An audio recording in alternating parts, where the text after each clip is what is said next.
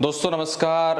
एक ऐसा केस जिसकी गुत्थी इतनी उलझी हुई थी कि पुलिस भी अपने सर पर जो है हाथ रखने को मजबूर हो गई थी। पुलिस ने इस केस के चक्कर में 50 दिन तक अपनी जांच जो है जारी रखी, लेकिन कुछ भी उनके हाथ नहीं लगा। कुछ ऐसे लोगों को भी पकड़ा गया जिससे ऐसा लगा कि अब तो ये केस सुलझ ही जाएगा, लेकिन बाद में उन्हें भी छोड़ना पड़ा। पुलिस ने इस केस को पूरा करने के लिए बॉडी में लगे दांतों की फोटो खींची और उस दांतों के जरिए पूरे इलाके में ढूंढने लगे कि कहीं ऐसे दांत वाले आदमी को ढूंढा जाए। एक ने तो डर के कारण खुदकुशी ही कर ली थी, क्योंकि जब इस कांड को अंजाम दिया गया था तब वह बहुत ही ज्यादा दर्दनाक था। लड़की ने 2 बूंद पानी मांगा था तो उसके मुंह में शराब डाल दी गई थी। लोग इतना गुस्सा हुए कि सड़कों पर प्रोटेस्ट तक करने लग गए थे। इस केस के बाद सरकार भी बदल गई, लेकिन मामला शांत नहीं हुआ।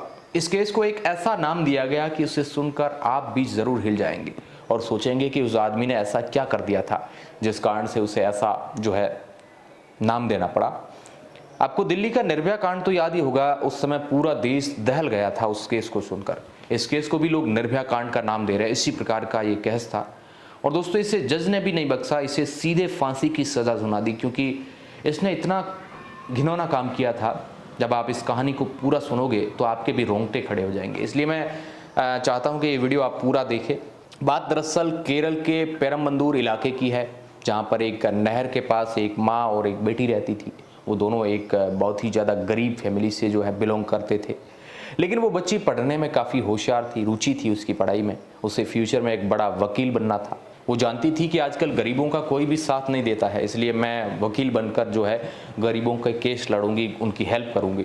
क्योंकि उसके पिता की मौत पहले ही हो चुकी थी, इसलिए वो गरीबी की मार तो झेल ही रही थी। उसकी माँ लोगों के घर में काम करने जाती थी और अपने बच्ची के भविष्य को पूरा करने में वो लगे थे, ताकि वह पढ़ लिख कर अपना नाम जो है अच्छा कर सके।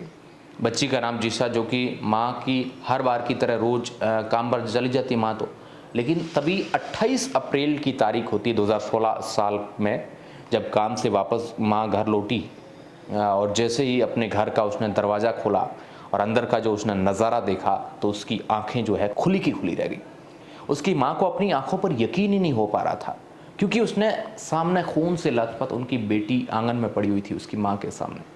माँ की चीखें निकल गई, चारों तरफ खून फैला हुआ था और ऐसा भयानक दृश्य हुआ तो उस पर यकीन कर पाना भी मुश्किल था। उस समय रात के करीब 8:30 बज रहे थे। जीशा की माँ इतनी तेज से चिल्लाई कि आस पड़ोस के सभी लोग जो है वहाँ पर इकट्ठा हो गए और उसके पास चले आए। जब उन्होंने भी मौत का मंजर देखा वो उस लड़की को, तो वह भी डर गए और तुरंत पुलिस को जो है कॉल किया जाता है। पुलिस आती है। पुलिस ने आकर बॉडी के सैंपल लिए और उसे पोस्टमार्टम के लिए जो है बाहर भेज दिया गया अस्पताल। हालांकि शुरुआत में पुलिस ने एक मर्डर केस समझकर ज़्यादा ध्यान नहीं दिया, लेकिन बाद में ये मामला इतना फैला कि पुलिस के भी नाक में दम हो गया, क्योंकि ये पोस्टमार्टम रिपोर्ट में आता है कि उस लड़की के शरीर पर चाकू से 36 वार किए गए थे और शरीर के ऐसे ऐसे अंगों पर चाकू मारे गए थे कि उसे बताने में भी डर लगता है।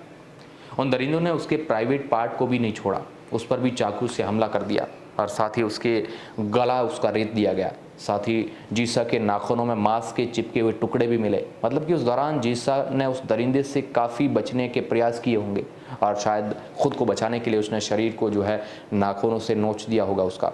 ये मांस जो नाखून के अंदर था ये किसी और का नहीं बल्कि उस खूनी दरिंदे का था जिसने ऐसी हरकत की थी। पुलिस भी सोचने लग गई कि आखिर ऐसा काम कोई इंसान तो कैसे कर सकता है। कोई या तो नशेड़ी होगा या फिर उसका जानी दुश्मन होगा या फिर बहुत पुरानी ऐसी कोई रंजिश होगी। जब ये बात मीडिया तक फैल गई तो लोगों में गुस्सा इतना बढ़ गया कि लोग सड़कों पर जो है प्रोटेस्ट करने उतर आ गए, प्रोटेस्ट करने लग गए और उस दरिंदे को जल्द पकड़ने की मांग जो है करने लगे। ये माहौल ठीक उसी प्रकार हो गया जिस प्रकार दिल्ली में निर्भया केस में हुआ था, क्योंकि उस समय भी लोग सड़कों पर उतर आए थे और वह भी हैवानियत से भरा हुआ ऐसा ही कांड था। अब एक तरफ केरल में चुनाव होने वाले थे और दूसरी तरफ लोग इस कांड को लेकर विरोध जता रहे थे। हर तरफ इस केस के अंदर हंगामा होने लगा। अब चुनाव के वक्त ऐसे लोगों का विरोध करना सरकार के लिए गलत साबित हो सकता था, इसलिए सरकार ने फौरन इस मामले की कड़ाई से जांच करने के आदेश दे दिए। पुलिस की जांच शुरू हो जाती है। पुलिस एक एक करके हर सबूत इकट्ठा करती है। जहाँ भी सबूत मिलता है, जो भी छोटे से छोटे सुराग को पुलिस जो है इकट्ठा करती है, उस इलाके के लोगों से पूछताछ करना शुरू कर देती है कि आखिर आपने उस दिन आपने किसी नए आदमी को यहाँ उसके घर के आसपास आते जाते हुए देखा जिस पर आपको शक हो। लेकिन सभी लोगों ने मना कर दिया। लेकिन बाद में जब ज़्यादा छानबीन की गई तो एक चश्मदीद गवाह यानी कि एक महिला ने बताया कि उस रात एक आदमी को जो है उसने देखा जिसने पीली टी शर्ट पहन रखी थी और पैरों में चप्पल पहनी हुई थी। वह उसी इलाके से होते हुए नहर की ओर जा रहा था। हालांकि उसका चेहरा ठीक से नहीं देखा गया। पुलिस अब इस बयान के जरिए तलाश करने में लग गई। हर तरफ पुलिस ने तलाशी अभियान चालू कर दिया। एक आदमी ने इसको कहा कि आप जिस आदमी को ढूंढ रहे हो उसे मैं जानता हूं, पुलिस को कहा। पुलिस ने उससे उसके कॉन्टैक्ट नंबर लिया और कॉल किया, लेकिन फ़ोन जो है उठाया नहीं गया। पुलिस का शक बढ़ने लगा। जब उसके नंबर ट्रेस किए गए तो पता चला कि वो वहाँ का ही है ही नहीं, वो आदमी कन्नूर भाग गया। पुलिस वाले खुश होते हैं कि शायद आरोपी यही है और ऐसा ही सोचकर वह कन्नूर में उसे ढूंढने के लिए चले जाते हैं। उसे ट्रैकिंग के ज़रिए पुलिस जो है पकड़ लेती है और थाने लेकर आया जाता है और थाने में उससे पूछताछ की जाती है। तो वह केवल एक ही बात कहता है कि मुझे इससे कुछ मतलब नहीं है, मैं कुछ भी नहीं जानता हूँ, बस मुझे फंसाया जा रहा है। पुलिस ने जब उसकी तलाशी की तो पता चला कि वो एक नशेड़ी है, क्योंकि उसके पास एक चाकू भी था। जब पुलिस उस पर शक्ति बरताई है तो उसने कहा कि मैं उस दिन पेरम्बदूर में था ही नहीं और ये चाकू किसी ने मेरे से पैसे लिए, इसलिए उसे डराने के लिए अपने पास रखा है। अब पुलिस ने सोचा कि इसको इतना डरा दिया लेकिन ये कुछ बोलने को जो है तैयार नहीं है, तो उसके बैकग्राउंड के बारे में जो है तलाशी ली जाती है। तो उसके पीछे की तलाशी उसके बारे में यही पता चला कि वह उस दिन पेरम्बदूर में था ही नहीं। पुलिस की चिंता और बढ़ गई। पुलिस ने उस पीले कपड़े के बारे में जानना चाहा तो ये पता चला कि उसके पास भी पीले कपड़े तो है ही नहीं उस व्यक्ति के पास जिसको गिरफ्तार किया गया था। जब उस इलाके में और भी पूछा तो यही बात सामने आई कि वह कभी पीले कपड़े तो पहनता ही नहीं है। बोल अब पुलिस के लिए ये केस और भी ज़्यादा जो है पेचीदा होता जा रहा था, क्योंकि एक तरफ तो ऊपर से प्रेशर था पॉलिटिक्स और दूसरी तरफ लोग प्रोटेस्ट कर रहे थे। पुलिस भी सोच में पड़ गई थी अब आगे क्या किया जाए। पुलिस ने फॉरेंसिक टीम से ही कुछ सबूत जुटाने की बात कही तो पता चला कि जीसा की बॉडी पर दांतों से काटा गया था और उसके दांतों के निशान ये बता रहे हैं कि ये सभी दांत अलग अलग है, मतलब कि चिपके हुए नहीं है। समझने का मतलब है कि हर एक दांत के बीच में थोड़ा थोड़ा गैप है। पुलिस ने उसके दांतों की एक फ़ोटो जो है मंगवा ली और उसके जरिए उस पूरे इलाके में खोजबीन शुरू कर दी गई। इसके बाद पुलिस को एक सुराग मिला कि एक आदमी है जो बेंगलुरु में बैठा है, उसी शख्स ने जीसा का मर्डर किया है। अब उसे भी उठा लिया गया, लेकिन जब उसके बारे में भी पूरी खोजबीन की जाती है तो पता चलता है कि वह भी निर्दोष है। वह भी ये कहता है कि मैं उस दिन की बात तो छोड़ो, मैं इससे पहले भी पेरम्बदूर में गया ही नहीं। पुलिस को इसे भी छोड़ना पड़ जाता है। जनता, मीडिया और राजनेता सभी के सभी पुलिस को कटघरे में खड़ा कर रहे थे, क्योंकि अब इस घटना को हुए दिन ब दिन बीतते जा रहे थे, लेकिन कुछ भी सुराग जो है पुलिस के हाथ लग नहीं रहा था और जिन लोगों को पकड़ा गया था उन्हें भी छोड़ना पड़ता है। इसके बाद पुलिस ने अपनी एक चार्ज और ज़्यादा जो है जांच तेज कर दी और पता लगाया कि इनके घर वाले किस से इनकी घर की जो दुश्मनी थी। तो पता चला कि एक घर था जिनकी इस लड़की के घर वालों से जो लड़ाई हो जाती थी। पुलिस ने उसके लड़के को वहाँ से उठा लिया और उससे भी पूछताछ करने लग गई, लेकिन फिर भी वही बात आकर अटक गई। वह भी आदमी निर्दोष निकला, क्योंकि उसका भी जो है मैच नहीं हुआ कुछ भी।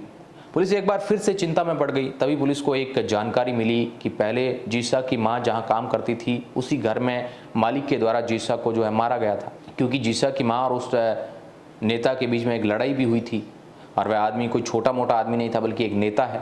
पुलिस के सामने एक नेता था और उसके गिरेबान में हाथ डालना पुलिस के लिए बड़ा मुश्किल काम था। पहले पुलिस ने उसके बारे में सब कुछ जाना। पता चला कि नेताजी के दांत की भी उसी प्रकार के हैं जैसे उस फोटो में हैं, मतलब सभी दांतों के बीच में गैप है। अब एक प्रकार से पुलिस को सबूत मिल चुका था और लड़ाई भी जीसा की मां के और उनकी हुई थी। पुलिस को भी लगने लगा कि शायद यही मुजरिम है। ये बात पूरे केरल में फैल जाती है। अगले दिन सभी न्यूज़पेपर पर एक ही खबर सभी देखते हैं कि क्या वह नेता एक रेपिस्ट है, और तो और पुलिस पर कोई कार्रवाई क्यों नहीं कर रही उन पर, ऐसा भी दबाव बनने लगा। अब एक चुनाव के माहौल में नेता की किरकिरी हो रही थी, राजनीति का माहौल भी गर्म हो गया था। पुलिस ने सबसे पहले दिशा की मम्मी से बयान लिया और उनसे पूछा कि क्या आपकी उस नेता से कभी लड़ाई हुई थी या आपको लगता है कि उसी ने ऐसा काम किया है। तो दिशा की मम्मी ने कहा कि वो तो बहुत अच्छे इंसान हैं, उन्होंने तो हमारी कई बार जो है मदद भी की है, उससे हमारी दुश्मनी नहीं है। लेकिन फिर भी पुलिस ने नेताजी का DNA सैंपल टेस्ट किया, परंतु नेताजी का DNA जो है उनसे नहीं मिला। अब एक बार फिर पुलिस का पारा चढ़ गया। कई दिन बीत चुके थे, मामला हाथ से फिसलता जा रहा था। इसके बाद पुलिस ने एक आदमी को और उठाया जो बस ड्राइवर था, लेकिन अंत में उसका भी DNA मैच नहीं हुआ। उसके बाद पुलिस टीचर को ही पकड़ा जो जीसा को पढ़ाता था, लेकिन जब पुलिस का उसका भी DNA मैच किया गया तो वह भी मैच नहीं हो पाया। एक के बाद एक पुलिस सुराग ढूंढ रही थी, लेकिन केस सुलझने का नाम जो है नहीं ले रहा था और उलझता जा रहा था, क्योंकि इतने लोगों को पकड़ा गया, छोड़ा गया।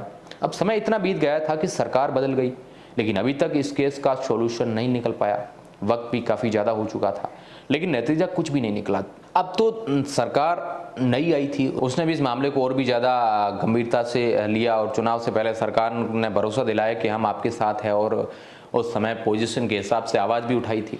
इस मामले को लेकर 50 दिन बीत गए, एक नई टीम बनाई गई और जांच में लग गई। तभी पुलिस को एक मजदूर सुराग देता है कि मामले का कातिल तमिलनाडु में है और उसके भी दांतों के बीच में जगह है, और उस रात उसने भी एक पीली टी शर्ट पहन रखी हुई थी।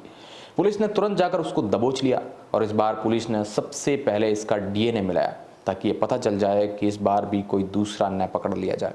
लेकिन इस बार डीएनए मिल गया। पुलिस ने पूछताछ की तो पता चला कि वो आदमी असम का रहने वाला है और उसका नाम अमीरू उस्लाम है। वो वहाँ केरल में मजदूरी कर रहा था, ठीक उसी जगह जहाँ पर जीशा और उसकी मम्मी रहती थी। वो आदमी शराबी था और ध्यान रखता था कि कब उसकी माँ जो है घर के अंदर आती है और कब घर से बाहर काम करने जाती है, और कब जीशा घर के अंदर अकेली रहती है। ये बात उसे पता थी कि जीशा के घर में उसकी माँ और जीशा के अलावा और कोई नहीं है।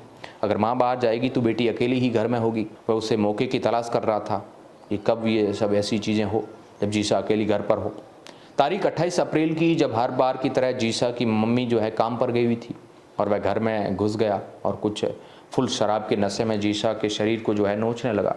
उसके साथ उसने रेप करने लगा। जीशा बचाने की गुहार लगाती रही, तड़पती रही, उसे नाखून मारने लगी, लेकिन जीशा कुछ कर पाती उससे पहले उस आदमी ने चाकू से उसका गले रेत दिया और उसके शरीर के प्राइवेट पार्ट्स पर भी चाकू से 36 वार कर दिया और अंत में उसके मुंह में शराब की बोतल डाल दी, जिसकी कुछ ही देर बाद जीशा की जो है मौत हो गई। फिर वहाँ से भागकर ट्रेन से होते हुए वो है असम भाग गया। जब महीने भर बाद तक भी उससे कोई पकड़ नहीं पाता है तो उसे लगता है कि अब बच गया हूँ, और वो वापस अपने काम पर तमिलनाडु लौट आता है। लेकिन काम पर उसी एक साथी को लगता है कि वह उस दिन से गायब है और दूसरा हाथ उसके पीली टी शर्ट पहनी हुई थी और उसके दांतों के बीच भी जो है खाली जगह थी।